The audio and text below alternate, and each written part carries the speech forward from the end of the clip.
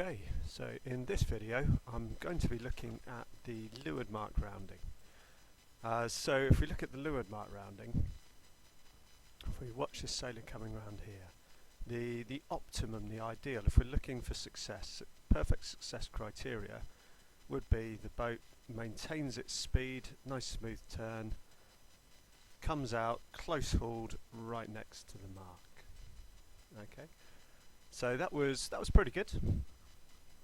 But let's have a look at what's the most important bit of this, the whole manoeuvre. Yes, it's nice to maintain speed and have a nice smooth turn. If you don't, you might lose a little bit. Where potentially you could lose massively, and I've seen it done, is by that last bit, not coming out close hauled. I've seen often boats come around the Leeward Mark, sail away and what they think is close hauled, but actually it's about 5 degrees off, and they'll tack back a minute or 2 minutes later and complain about the really unlucky colossal wind shift that they were on the wrong side of, when actually they were just a few degrees off close hauled. It's probably one of the single areas that you can make the biggest losses in a race while still having your sail in the sky. So that's by far the most important thing, is turning your boat and getting it onto the close hauled course. So right, but we'll go back and have a look at all the different steps and look at what is the perfect one. Right, so what I'm going to do now is break down what a good Leeward Mark rounding looks like, put it into the stages, then have a look at a few ways that you can self-check, self-correct. You can spot if it was good or if it was bad, and then give a few ideas for how to practice it, get a little bit better in your own time.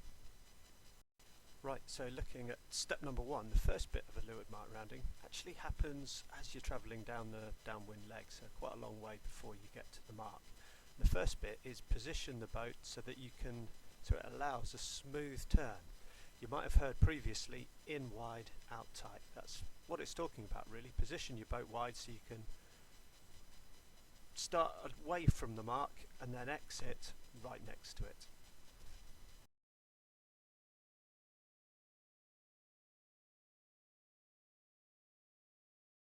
Right, so step number two happens as you're a bit closer to the mark. Now it's time to adjust your controls, get everything set up so you'll be ready for the upwind leg. In a laser, that definitely means adjusting the outhaul and the downhaul, getting it set for upwind. Also likely means just pulling on a little bit of kicker.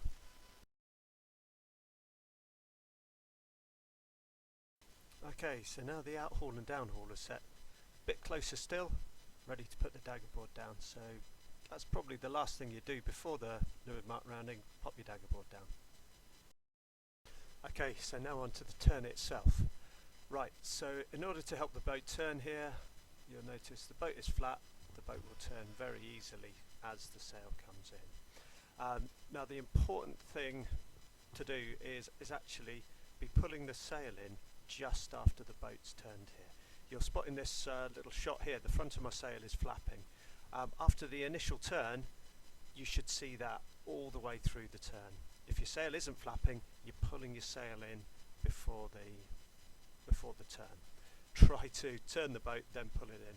What you'll find is because of that, the sail will come in a lot easier because the sail's flapping.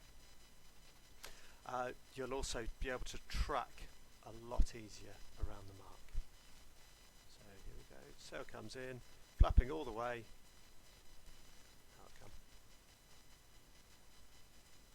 So for the turn, practice a smooth turn while pulling the sail in. And really, you're not actually pushing the rudder, you're just letting it move. So on to the final bit of the Leeward Mark rounding, the exit. And as I've said before, the most important bit of this is to turn your boat onto a close hauled course.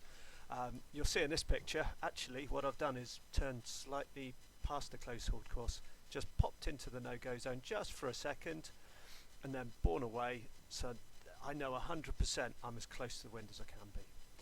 It also has some quite good tactical advantages because it puts you just a fraction upwind of any boats that might be rounding behind you, so you're in the best position. Okay, so once you're round, definitely close haul, the mainsail set. The last step is just to tension your kicker and then get sailing. So that is the first way to tell if you've absolutely nailed your Leeward Mark rounding. Pop just into windward for a second just to check you are close hauled as you can be. Another way is, once you're round like this boat, have a look back. What does your wake look like? It should exit right next to the mark. That's how you can tell if you're as close as you can be. So a few ways to practice. As with the windward mark, find a couple of buoys close together and just spin around in circles. Also find ways to challenge yourself, as this boat's doing, is putting in a jibe and then going round the mark, which adds a lot more complexity to it. But again, remember those key things.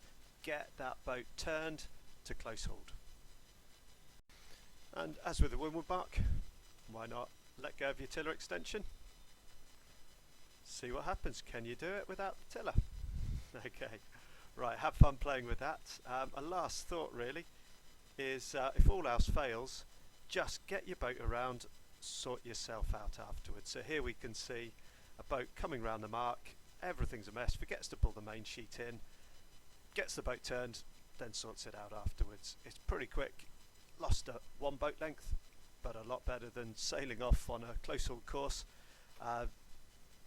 going quickly. Not good at all.